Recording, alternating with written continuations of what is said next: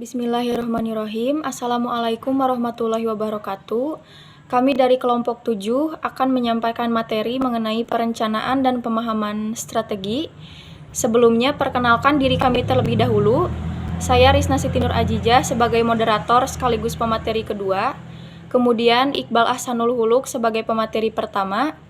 Aksol Fatur Rahman sebagai pemateri ketiga, Rizky Aldian sebagai pemateri keempat, dan Vina Widiawati sebagai pemateri terakhir. Baik, langsung saja. Materi pertama akan disampaikan oleh pemateri pertama. Kepadanya dipersilahkan. Kompetensi.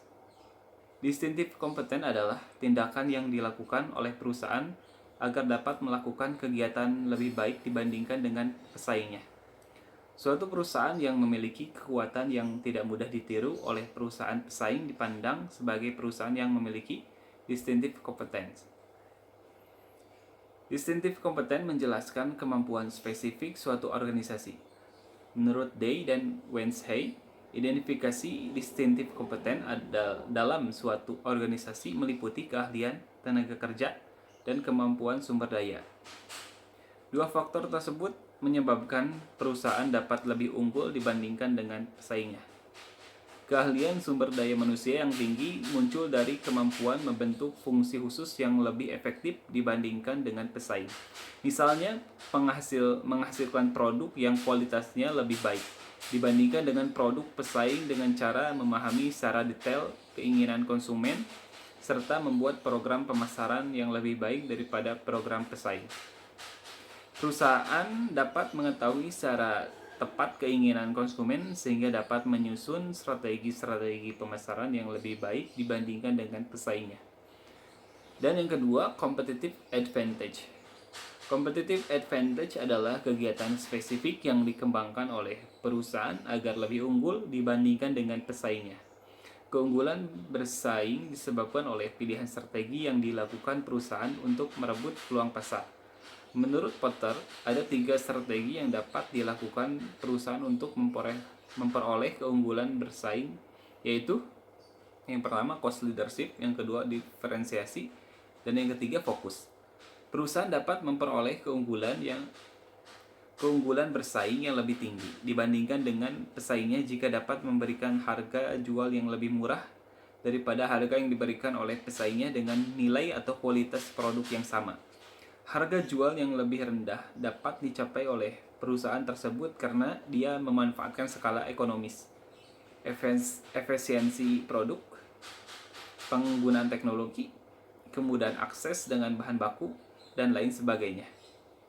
Perusahaan juga dapat melakukan strategi diferensiasi dengan menciptakan persepsi terhadap brand image nilai tertentu pada konsumennya. Misalnya persepsi terhadap keunggulan kinerja produk, inovasi produk, pelayanan yang lebih baik, dan lain sebagainya. Sekian yang dapat saya sampaikan. Saya kembalikan lagi kepada moderator. Terima kasih. Terima kasih kepada moderator atas kesempatan waktunya kepada saya. Langsung saja kepada materinya. Yang pertama, konsep strategi. Konsep strategi merupakan sebuah konsep yang perlu dipahami dan diterapkan oleh setiap pengusaha dalam segala macam bidang usaha. Pimpinan suatu organisasi setiap hari berusaha mencari kesesuaian antara kekuatan-kekuatan internal perusahaan dan kekuatan-kekuatan eksternal atau peluang dan ancaman suatu pasar. Kegiatannya meliputi pengamatan secara hati-hati, persaingan, peraturan, siklus bisnis, keinginan dan harapan konsumen, serta faktor-faktor lain yang dapat mengidentifikasi peluang dan ancaman. Suatu perusahaan dapat mengembangkan strategi untuk mengatasi ancaman eksternal dan merebut peluang yang ada. Strategi merupakan alat untuk mencapai tujuan. Dalam perkembangannya, konsep mengenai strategi terus berkembang. Konsep strategi menurut beberapa ahli. Yang pertama, menurut Chandler, mengemukakan strategi merupakan alat untuk mencapai tujuan perusahaan dalam kaitannya dengan tujuan jangka panjang, program tindak lanjut, serta prioritas alokasi sumber daya. Yang kedua, menurut Andrew Dawn Woods, mengemukakan strategi merupakan alat untuk menciptakan keunggulan bersaing. Dengan demikian, salah satu fokus strategi adalah memutuskan apakah bisnis tersebut harus ada atau tidak ada. Yang ketiga, menurut Steiner dan Miner, mengemukakan strategi merupakan respons secara terus-menerus maupun adaptif terhadap peluang dan ancaman eksternal serta kekuatan dan kelemahan internal yang dapat mempengaruhi organisasi. Dan yang keempat, menurut Porter, mengemukakan strategi adalah alat yang sangat penting untuk mencapai keunggulan bersaing. Lalu, konsep-konsep tersebut dibagi menjadi dua. Yang pertama, distinctive competence. Distinctive competence adalah tindakan yang dilakukan oleh perusahaan agar dapat melakukan kegiatan lebih baik dibandingkan dengan pesaingnya. Suatu perusahaan yang memiliki kekuatan yang tidak mudah ditiru oleh perusahaan pesaing dipandang sebagai perusahaan yang memiliki distinctive competence.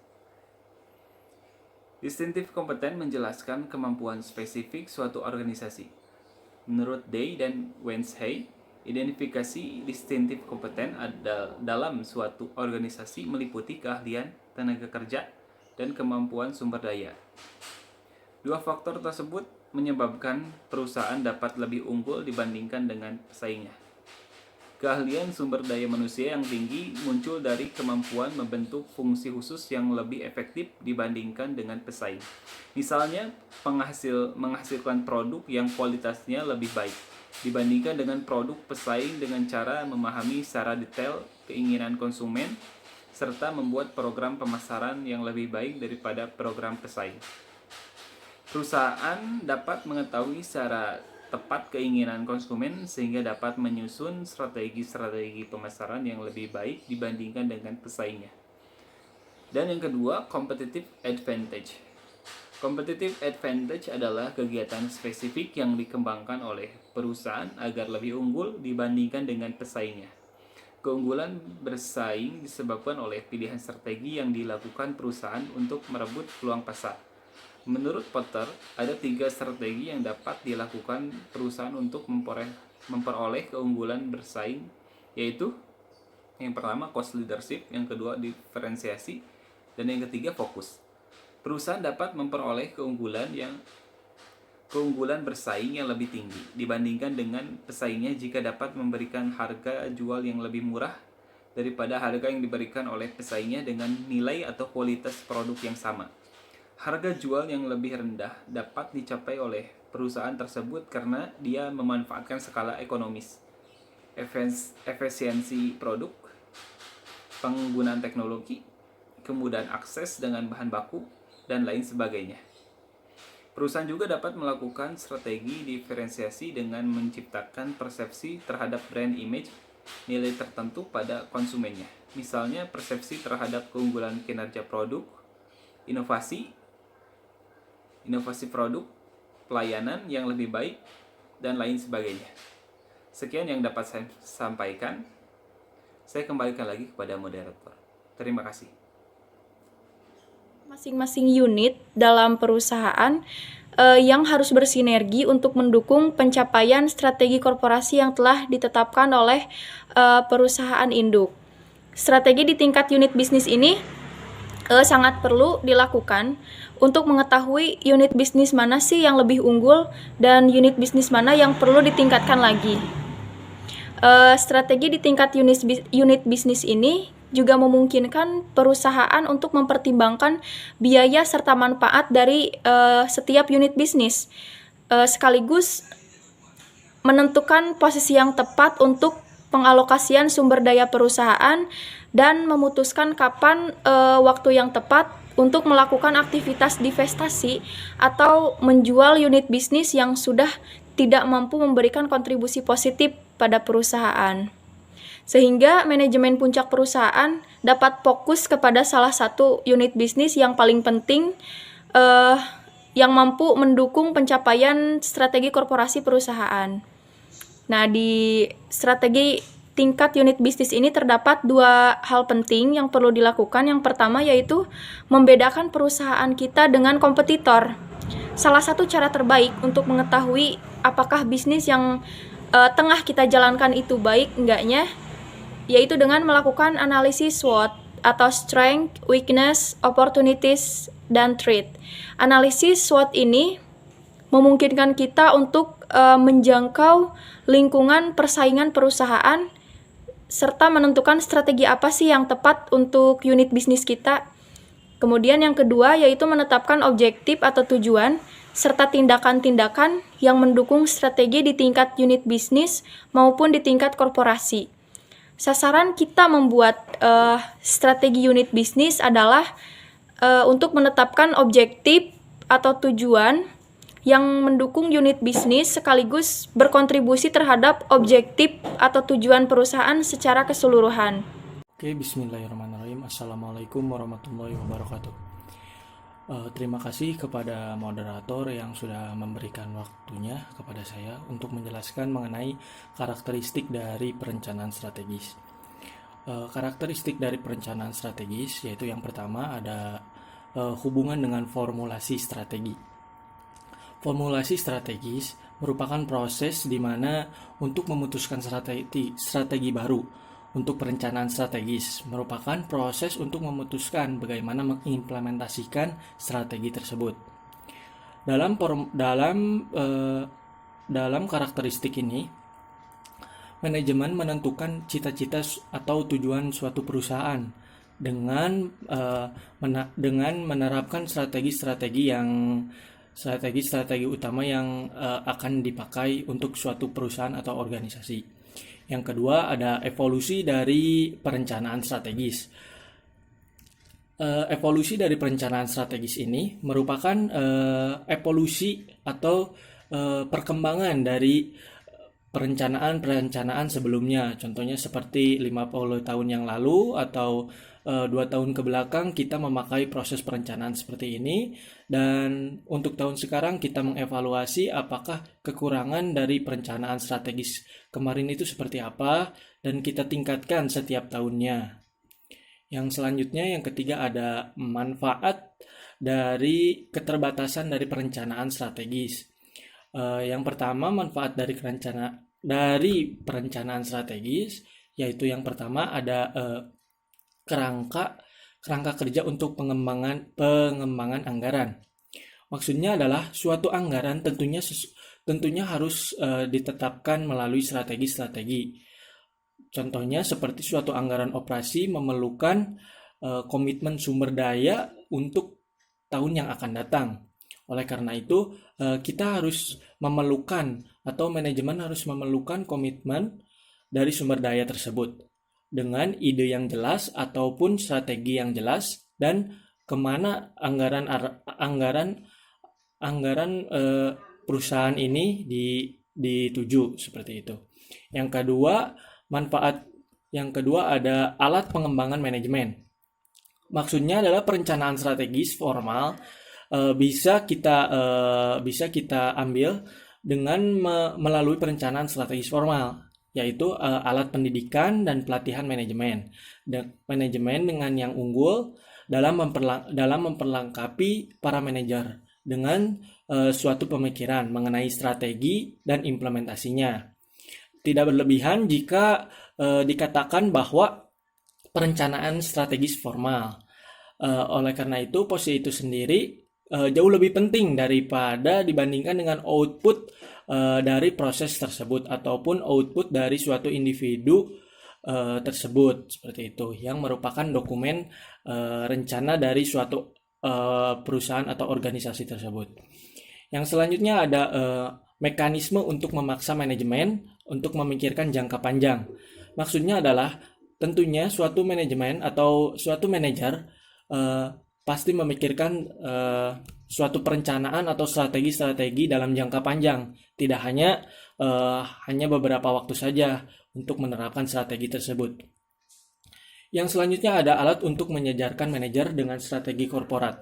Maksudnya kita bisa manajer atau manajemen kita bisa melakukan program-program seperti contohnya debat ataupun diskusi ataupun bisa dengan negosiasi yang terjadi selama proses perencanaan atau penentuan strategi-strategi yang diambil, yang bisa dipilih dengan melalui strategi korporat.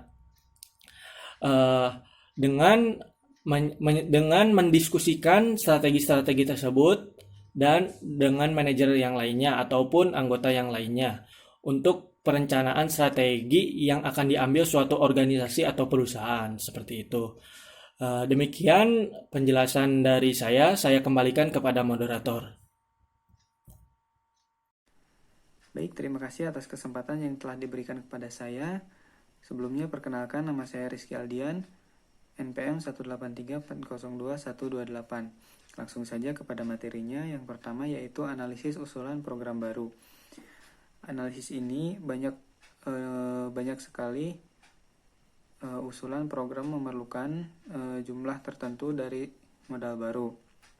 Teknik analisa tersebut dimaksudkan untuk mendapatkan net present value dan juga internal rate of return yang menunjukkan hubungan antara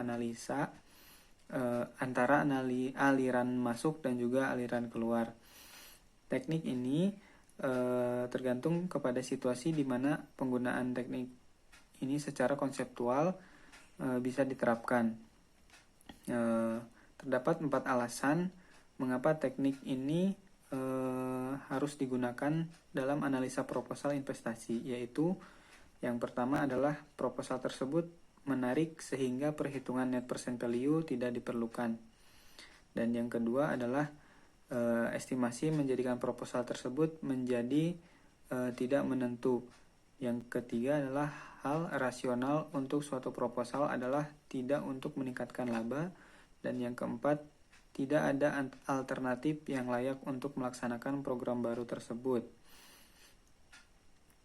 Beberapa pertimbangan yang bermanfaat untuk implementasi sistem evaluasi ini, yang pertama adalah siapkan peraturan, yang kedua teliti kemungkinan terjadinya manipulasi, yang ketiga gunakan model atau teknik-teknik khusus, dan untuk poin terakhir adalah pengaturan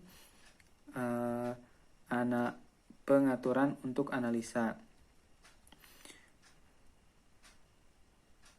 Pengaturan untuk analisa ini dalam satu tim mungkin mengevaluasi usulan yang sangat besar dan penting, dan proses tersebut mungkin memerlukan waktu 1 tahun atau lebih.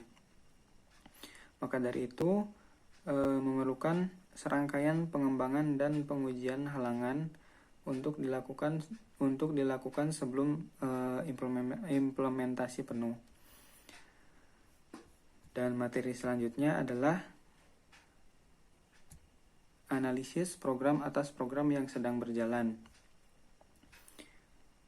Di dalamnya ada 3 poin utama. Yang pertama adalah analisis rantai nilai, dan yang kedua perhitungan biaya berdasarkan aktivitas, dan yang ketiga adalah kegunaan informasi ABC ataupun activity based costing. Yang pertama adalah dari analisis rantai nilai ini terdapat hubungan dengan pemasok, yang kedua adalah hubungan dengan pelanggan, selanjutnya hubungan proses dengan nilai dari perusahaan lain. Dari segi perhitungan, untuk poin yang kedua adalah biaya berdasarkan aktivitas ini. Dalam sistem yang lebih baru, kata aktivitas seringkali digunakan dibandingkan dengan kata pusat biaya. Dasar alokasi atau pemicu biaya untuk masing-masing pusat biaya mencerminkan penyebab dari terjadinya biaya, yaitu elemen yang menjelaskan mengapa jumlah biaya yang terjadi di pusat biaya atau aktivitas itu bervariasi. Misalnya ada pembelian pemicu biaya, mungkin jumlah pesanan yang ditempatkan untuk transportasi internal. Dan yang terakhir adalah kegunaan informasi ini ketika digunakan sebagai bagian dan proses perencanaan strategis dapat memberikan wawasan yang berarti. Misalnya dapat menunjukkan bahwa produk rumit dengan banyak komponen terpisah memiliki biaya desain dan produksi yang lebih tinggi dibandingkan dengan produk yang lebih sederhana. Mungkin sekian penjelasan dari saya. Selanjutnya akan dijelaskan oleh Saudari Pina. Mohon maaf bila ada kekurangan. Terima kasih telah menyimak. Terima kasih kepada moderator yang telah memberikan waktunya. Di sini saya akan menjelaskan tentang proses perencanaan strategi. Proses perencanaan strategi atau strategi planning process adalah kegiatan manajemen organisasi yang digunakan untuk menetapkan prioritas, memfokuskan energi dan sumber daya, memperkuat operasi, memastikan bahwa karyawan dan pemangku kepentingan lainnya bekerja menuju tujuan bersama, membuat kesepakatan tentang hasil yang diinginkan, menilai dan menyesuaikan arah proses dalam menanggapi lingkungan yang berubah. Ada 5 langkah utama dalam proses perencanaan strategi. 1. Memilih misi dan tujuan utama perusahaan. Yang kedua, menganalisis lingkungan kompetitif eksternal perusahaan dan mengidentifikasi peluang dan ancaman terkait. Yang ketiga, menganalisis lingkungan internal perusahaan untuk mengidentifikasikan kekuatan dan kelemahan. Yang keempat, memilih strategi yang tepat dan konsisten dengan misi dan tujuan. Yang kelima, menerapkan strategi ke dalam serangkaian tindakan. Ini termasuk mengalokasikan peran dan tanggung jawab di antara mengalokasikan sumber daya, menetapkan tujuan jangka pendek, dan merancang kontrol organisasi. Langkah-langkah dalam proses perencanaan strategis.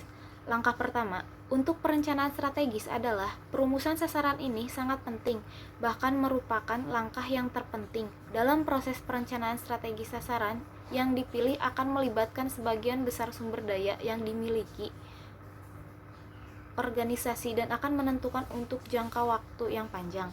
Langkah kedua adalah pengenalan pada tujuan dan strategis yang ada saat ini.